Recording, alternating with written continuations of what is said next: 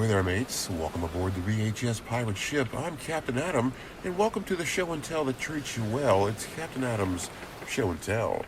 Well, I certainly hope you've been enjoying these Christmassy show and tell videos.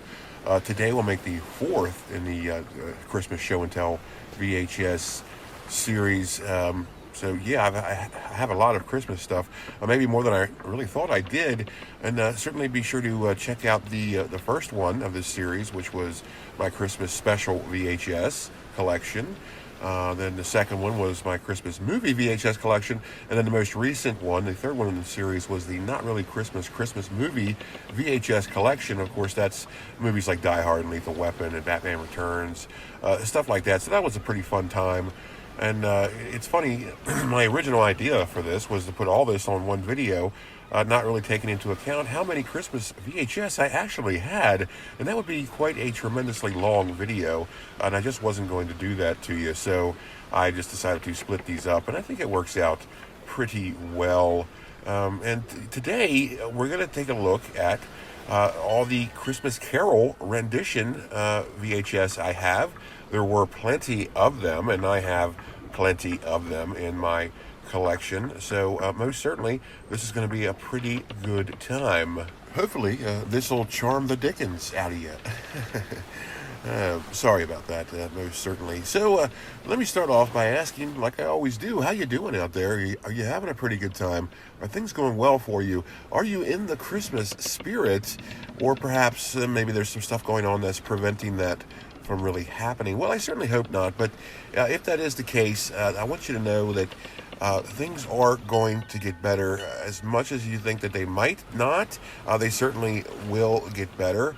You look onwards and upwards, stay positive, keep the faith, and trust in God, and know that everything that happens is a cog on a wheel of the greater plan. So just hang in there and keep looking up. And again, put your trust in God, and certainly stay positive. And you got to believe that, most certainly. And know that I'm here. I'm rooting for you. I want you to do well. I want you to be well. So please take everything in stride, and please be positive. Stay positive. Keep the faith, and everything's going to be okay. So most certainly. Well, I'm certainly in the Christmas spirit. I do like this time of year very much. And speaking of Christmas spirits, today we're going to be talking about A Christmas Carol, which it's a Charles Dickens novel, obviously, a very famous work. And, it's one of my favorite books, if not my favorite book. And, the cinematic landscape certainly did not shy away from this story, because I would say that A Christmas Carol is the most adapted to film story ever. Like it as a novel, it's got to be the one that has the most film adaptations. What do you think about that? Is there another one that you think perhaps beats out A Christmas Carol, or is there a runner-up? Because I can't even really think of any that even comes close to the amount of film adaptations that A Christmas Carol has. There's so many. Not even counting movies. There was also TV movies. There were sitcoms that would do like a Christmas Carol kind of theme. There was television specials about A Christmas Carol. There was radio dramas about A Christmas Carol. There were audiobooks about A Christmas Carol. There was just so many adaptations of this story, and I think it's just because it really hits home for a lot of people, and it's a very beloved story. I certainly love it very much. It's a very Christmassy story. It's also a ghost story, which is interesting. And I recently found out that telling ghost stories on Christmas, it was an old world tradition, which I thought was very, very strange, but also very fascinating. So I'm going to delve into that more on my free time to check that out, because I know, what's the song, the Christmas song that actually mentions telling scary ghost stories? Was there scary ghost stories and tales of the glories of Christmases long, long ago? Is it the most wonderful time of the year? It's the most wonderful time. Yeah, I think that's what it is. But anyway, that's enough of that. You certainly did not come here today to hear me sing.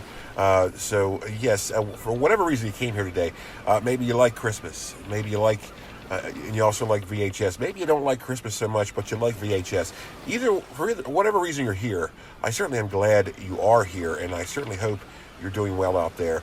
So let's crank this up, because we got some ground to cover here.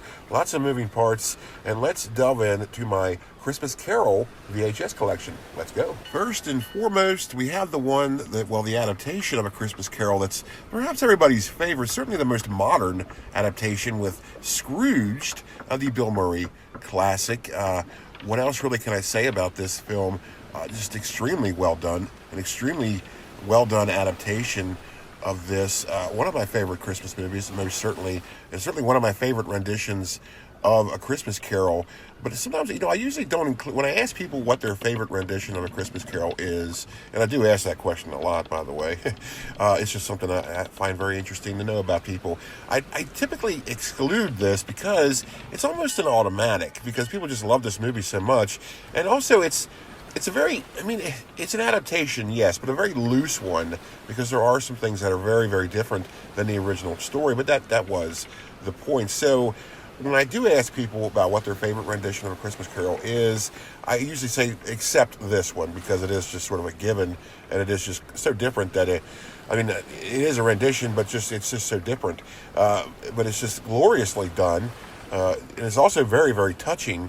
Lots of cool effects, and directed by the late great Richard Donner. Of course, he directed Lethal Weapon, so he had a thing for Christmas movies, apparently. Music by Danny Elfman. You really just can't go wrong with this. Bobcat Goldthwait's in it. Just a great movie. One of my favorites. And this distribution is a Paramount Home Video, so you know what that means. Who knows what year this is actually from, because the case is not going to tell us the proper answer. This is a 1990 distribution, or at least the sleeve says so, but let's see what the cassette actually says in reality. It is a 1991, so this is another false distribution on Paramount Home Video. I'm not surprised, and oddly enough, this is not the first distribution, not the only distribution I have of this film. I do have another one that I really didn't realize was different until I took a closer look.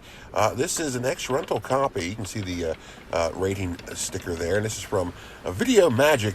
Again, I love all these mom and pop video stores. Their different names were just always just very fun to me. A lot of fun stuff, and just a lot of nostalgia. As you can see, they both look very, very similar. They're identical at first glance, of course. But let's take a look at the back. As you can see, you're going to see as soon as I get it into the camera there, the layout is quite different.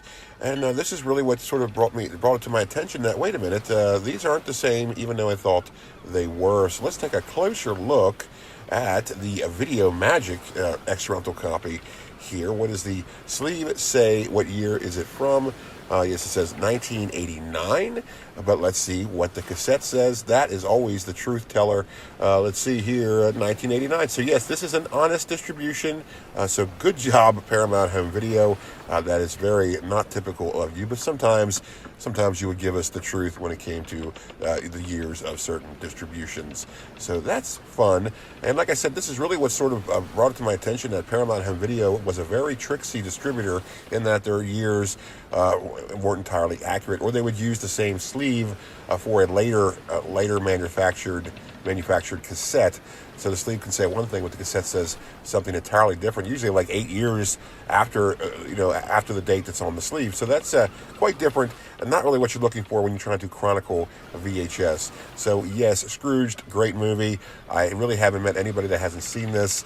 So yes, let's move on. And speaking of Scrooged, my buddy over at Video Tasties here on YouTube had recently done a live stream watch along of Scrooged. That was a pretty fun time, so definitely check that out. Check out Video Tasties here on YouTube and hit subscribe. You're not going to be disappointed. He's based out of the UK, so he does all UK PAL versions of VHS, so it's very interesting to get that perspective. because PAL VHS is a completely different realm of home video. It's like it's a totally different world. So it's very interesting, and his channel is very interesting. So yeah, that live stream, and it's the VHS, the UK VHS of Scrooge, and it's very, very interesting that the cover art for the UK VHS is just entirely different. So you just, I mean, it's a fascinating thing, the differences between the UK and the US VHS distributions. Very, very fascinating stuff. But yes, so definitely check out Video Tasties, subscribe to him, and you're not going to be disappointed at all. Trust me. Let's move on. So let's get into the more traditional film adaptations of A Christmas Carol with the 1951 A Christmas Carol, starring Alistair Sim. This is quite possibly one of the most famous renditions of this film. Everybody knows this version. The 1951 version. This VHS, however, I mean, it's like a third-party distributor, like it's a real economy line distributor, VCI, Video Communications Incorporated home video. Not really known for using high-quality tapes, much like UAV. This is, and it's not surprising, this does not play very well at all. But that is what it is. It probably cost like $2 when it was originally out on store shelves. So it doesn't really reek of video quality, but that's okay. It's all right. It's a piece of history. It's a piece of time. And this particular VHS is a 1992 VCI home video distribution. This one did have a number of distributions. I don't think it's the same story with the home video rights, like A Night of the Living Dead or It's a Wonderful Life or Santa Claus Conquers the Martians, wherein there was like just so many because you could just do it. There were no home video rights, so anybody could have put it on VHS. I don't think it's the case with this one, but there were many distributions of this film, maybe because the rights were just so cheap to obtain, or maybe it was public domain. I don't really know what the story is on this, but this, I don't know. I know this is a lot of people's favorite rendition, but I don't know. I liked it, but I don't really particularly care for it. There are other renditions I like much better than this one, but it's okay. You're not supposed to like everything, but it is. It's okay. I mean, I think it's pretty well done.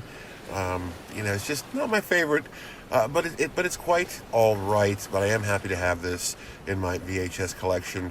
And it's not the only one I have. I have another distribution, and Blockbuster Video will get involved in the home video distribution game as well with their Blockbuster Classics. And here we have a 1993 distribution of A Christmas Carol, the film we were just speaking of, the 1951 version.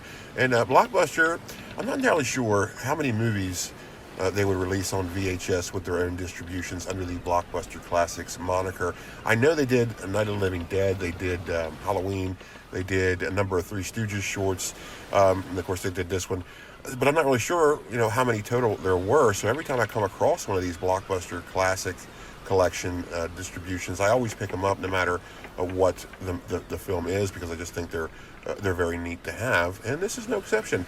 So I had to get this one. It's just nice, pretty case with their gold trim. I never really see them in gold. Usually the trim is in red, but this is in gold, so it's pretty fancy.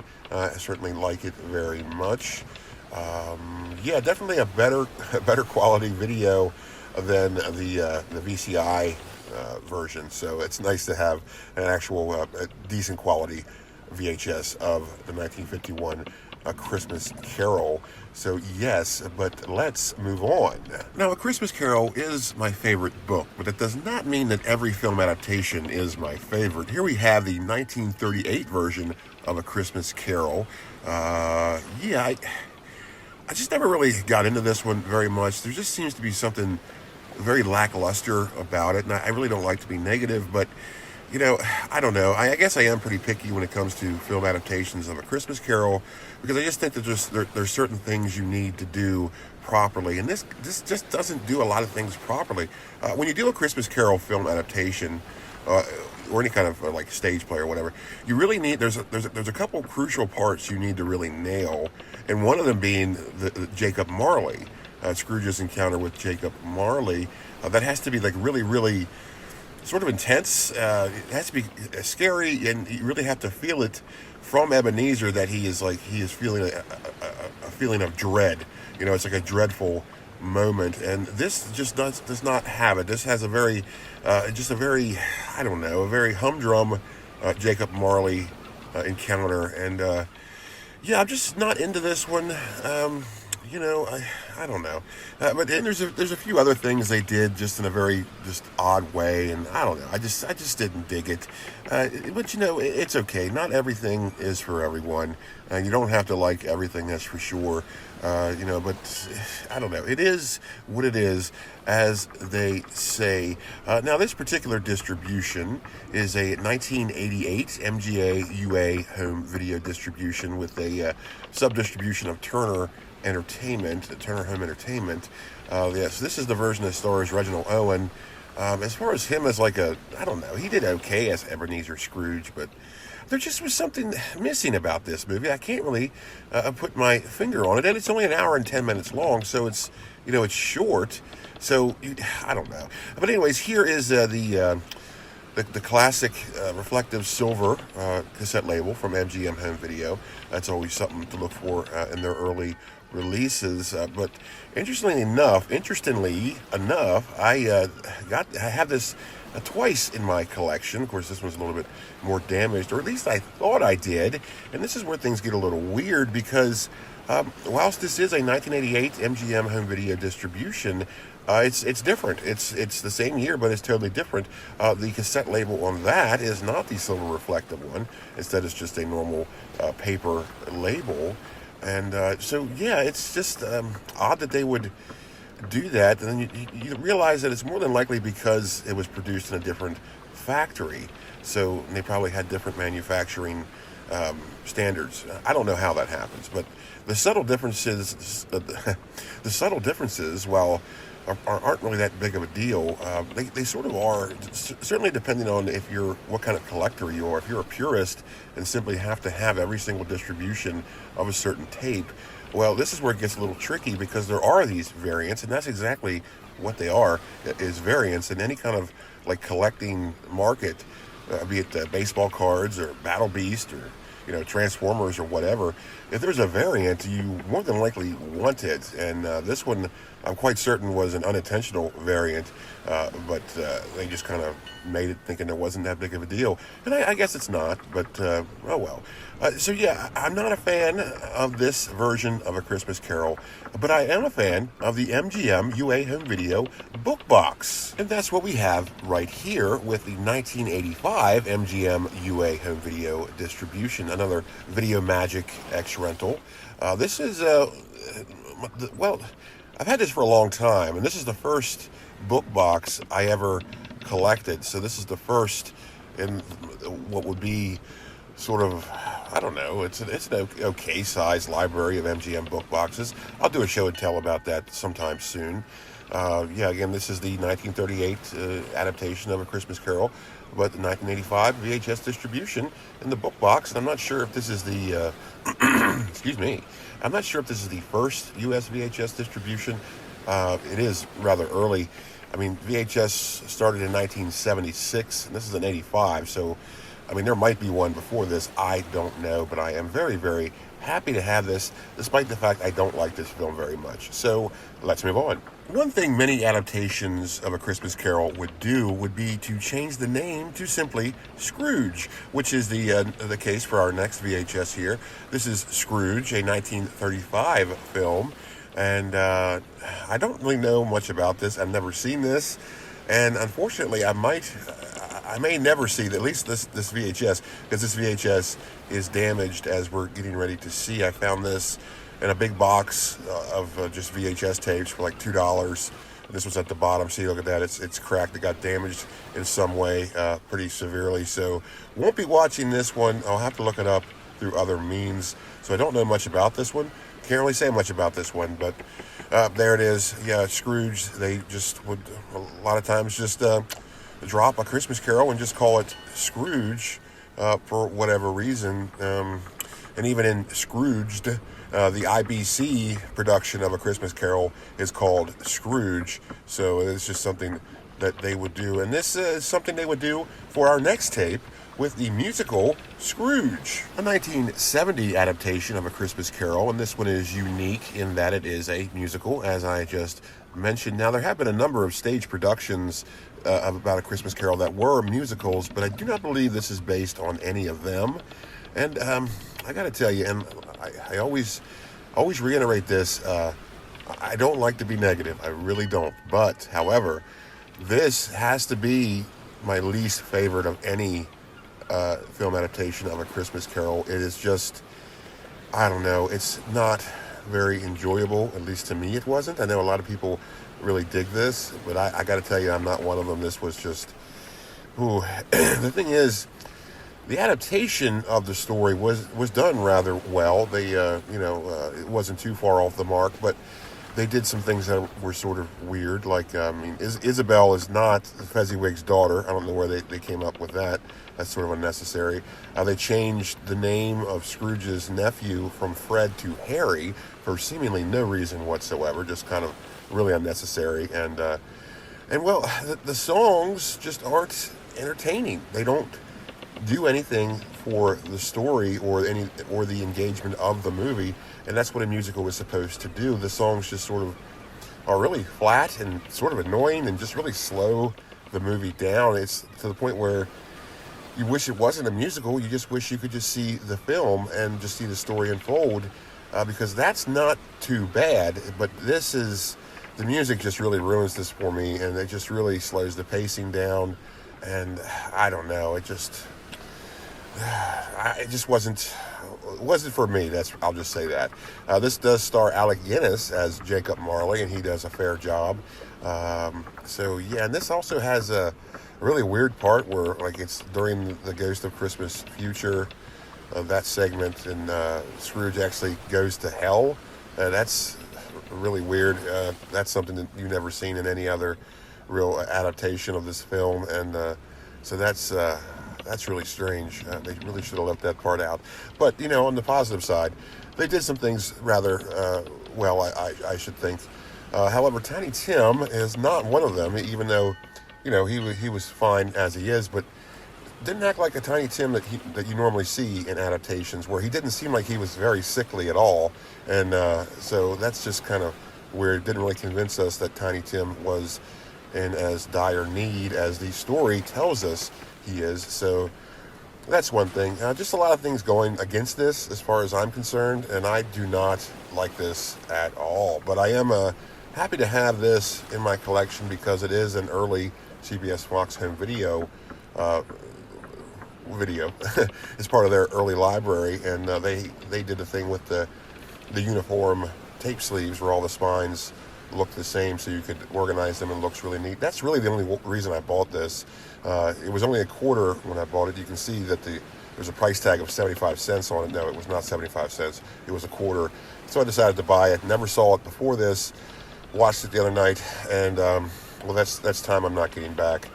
And it's just, I don't know. It just didn't work for me. But I'm glad to have this because I do collect the CBS Fox home video library, at least the early ones, when they all look, as you can see in the background. I do have a bit of a collection going on, and one day I'll do a show and tell on those as well. But if you're going to go with the musical version of A Christmas Carol, there really is only one you need to see, and that is our next tape with A Muppet Christmas Carol. And my goodness, what can I really say about this that hasn't been said before?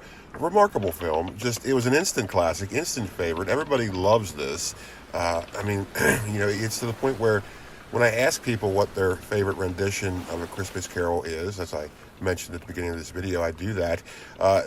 I'm almost to the point where I'm going to exclude this one as well as Scrooged, because it is just a little obvious, because it is just such a beloved movie that, of course, people are going to say this one. So, yeah, definitely one of my favorites, but, it's just, it's just so different that I don't know. I'm not even going to put it on a list anymore when I ask people that question. It's just so well done. The songs, unlike Scrooge, are really enjoyable. They do something for the story, and they certainly move the plot along and help you engage with the film. So that the songs are very well done. I'm pretty sure Paul Williams wrote the songs for this movie as well. Paul Williams, of course, he did basically all the songs for all the other Muppet movies, so he was very involved in Muppets. Paul Williams, what a guy. But yeah, I'm pretty sure he did all the songs for this. I might be wrong about that, I don't know. So yeah, again, what else can I really say about this? I mean, Michael Caine as Ebenezer Scrooge, co-starring with a bunch of Muppets, is just brilliant. It was very inspired, and I'm so glad they did this. I'm so glad he said, yeah, I'll do this. And I'm so glad he did it so seriously. It's like, it's just like, it's so natural. Like he doesn't act like he's interacting with a bunch of Muppets. He's just acting like he's acting, and he's doing this part very, very seriously because, well, he's a professional, and he obviously appreciates the story and what they were going for. So he does a tremendous job in this, and a remarkable movie, but as far as the VHS tape goes, pretty unremarkable. This was very, very common, mass-produced, and this is a very common thrift store find nowadays. In fact, for seemingly no reason whatsoever, I have 3 copies of this. I have no idea how that even happened, but it is one of those films where you just end up getting multiple copies of it because it is so plentiful. So happy to have this. But not really much to say about the VHS, so let's move on. Up next, we have another musical rendition of A Christmas Carol with Mr. Magoo's Christmas Carol.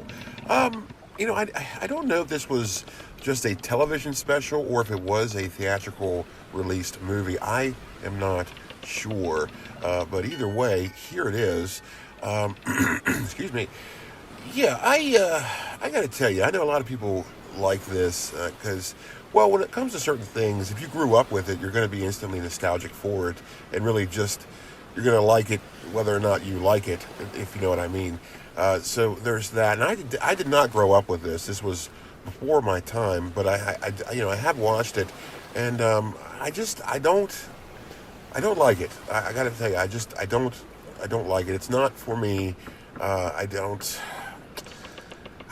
It's just, they do it in a way to where it's like a stage production, and you'd have to watch it. So it opens with like this musical number that's with this song that's just really obnoxious. It's just a really obnoxious opening song, and then they get on with the stage production, and then you go through the Christmas Carol formalities. But in this one, they did something that I've never seen done before or since, where as far as the order of the Christmas ghosts go, the ghost of Christmas Present is the first one to visit Ebenezer Scrooge in this one, and that's something that I thought was illegal to do. I didn't think you could do that. Why do that? Why is the ghost of Christmas Present first? So I don't really know why they did it that way, and it doesn't work. And that immediately just put a bad taste in my mouth. Well, actually, like I said, the really obnoxious song at the beginning really set the pace, made the mood for me for this, where I was just like, you know what, I don't think I'm going to enjoy this very much, but I gave it a chance. You always got to give things a chance. But this one, not for me. It didn't hit for me. I know a lot of people like it. It is part of a lot of people's childhoods, but it's just not for me. So, yeah, happy to have this VHS, though. This is a rather early Paramount Home Video release, as you can tell by the lateral cassette tag, and they would do that with their early releases. Eventually they would go with just a horizontal layout for that, but you can always tell an early Paramount Home Video release with their lateral tag. This is a 1988 distribution, and oddly enough, it doesn't have a date on the cassette label, which typically Paramount does. But this is an 88, and I can only assume it's an 88. The sleeve says 88. There's no other date on the cassette. So I'm going to go with this is an 88. This is a 1988 distribution. So yeah, not much more to say about this one, but let's move on. How about another animated rendition of A Christmas Carol with Mickey's Christmas Carol? Of course, featuring Mickey Mouse and friends. This was a television special that aired pretty frequently throughout the 1980s. and it was right up there with Rudolph the Red-Nosed Reindeer and Frosty the Snowman and stuff like that as far as like favorite Christmas specials go, because you always watch this one. Yeah, rather enjoyable one. I'm not too big of a fan of Disney stuff, but this is all right with me. But the only thing it's got going against it is it is only 25 minutes long because it did have to fit into a television time slot. And Christmas Carol is an awful long story to try to fit into that small of a time slot. So the time constraint really goes against this one, but not too much because they did it rather well. It's a rather well done abridged version. Now, I could be wrong about this, but let me ask. Is this the first time we see Scrooge McDuck? Is this Scrooge McDuck's introduction, or was he featured in things before this? I don't know, and I do not want to Google it because I think it's more fun to have audience participation. So let me know in the comments below if this was Scrooge McDuck's first appearance, and of course he would go on to be the star of the mega hit television show DuckTales. So Scrooge McDuck would go on to be a pretty major player as far as the Disney characters go.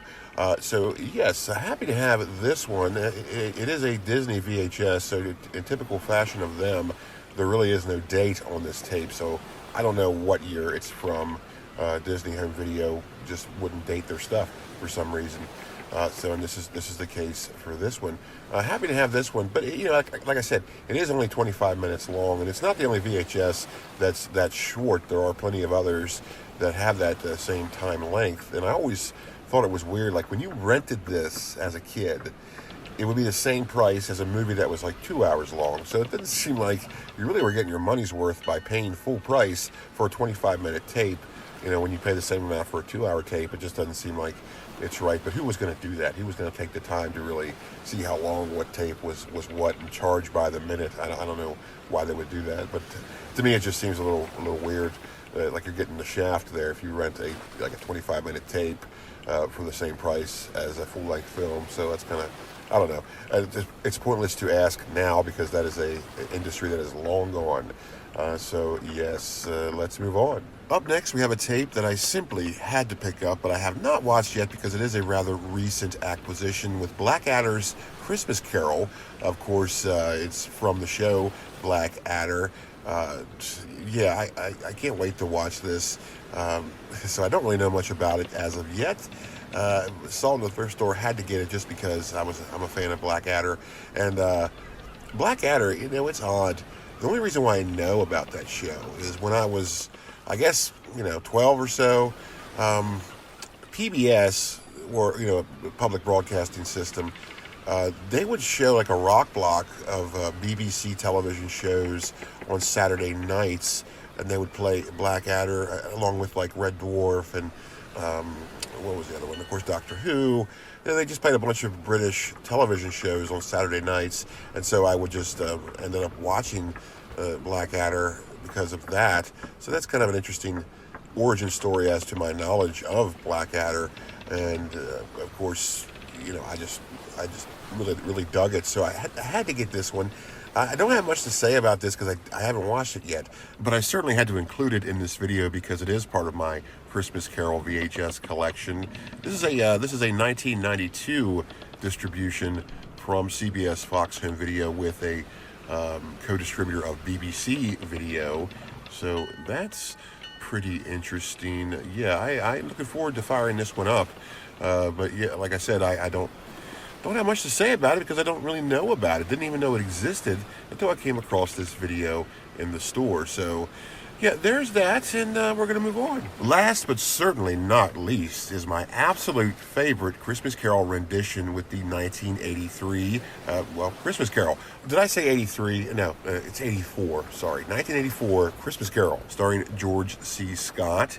I think a lot of people really love this one as well. It often comes up in many conversations. Just a very, very, very well done film. Very true to the book. It's just very well done. I don't really know what else to say about this. Just a great film. George C. Scott as Ebenezer Scrooge is tremendous, and of course, I never remember the actor's name, but the actor who portrays Bob Cratchit is fabulous as well. to the point where now when I think of Bob Cratchit, I think of him. He was also the scientist in Turtles too. Yeah, but anyways, I don't know his name, but fabulous actor. And all the spirits were pretty well done. The Ghost of Christmas Present, very well done. They even included the part from the book where he shows Scrooge, Want and Ignorance, the two kids. It's a pretty weird part, but it's in the book that's a pretty bizarre part. In fact, in the book, he spends a lot of time with the Ghost of Christmas Present, and they go a lot of places. One of which is they sort of fly around England, and they go to this lighthouse to see, how somebody who's alone on Christmas but still celebrates Christmas. They go to like this mining town. They pretty much to see how like the working class was living, and it's a pretty poignant part of the book. And I've yet to come across the film adaptation that really does that. This one does sort of do it when the Ghost of Christmas Present takes Scrooge underneath the bridge where there's that little encampment of homeless. And there's that family, and he just sort of shows them, and then he just kind of leaves them there. The spirit leaves Scrooge there to really stew on his actions. So they sort of include that in that, but really, not any other film adaptation really even hints at the real length of the time spent with the Ghost of Christmas Present. But this version does, in a way. They do their own little way of doing it, but I always like it when the film adaptations include that, but a lot of them don't. They don't include like the Want and Ignorance part. They just don't include it. They really trim the Ghost of Christmas Present segment up a lot, and this one didn't do so very much, so I really appreciate that. It seems like in all the film adaptations they spend a lot of time on the Ghost of Christmas Past, and the rest of it is sort of trimmed for time, so you don't really see a lot of the Ghost of Christmas Present. You don't really see a lot of the Ghost of Christmas Yet to Come, and I think they're also just as important as the Ghost of Christmas Past. So yeah, definitely my favorite rendition of A Christmas Carol.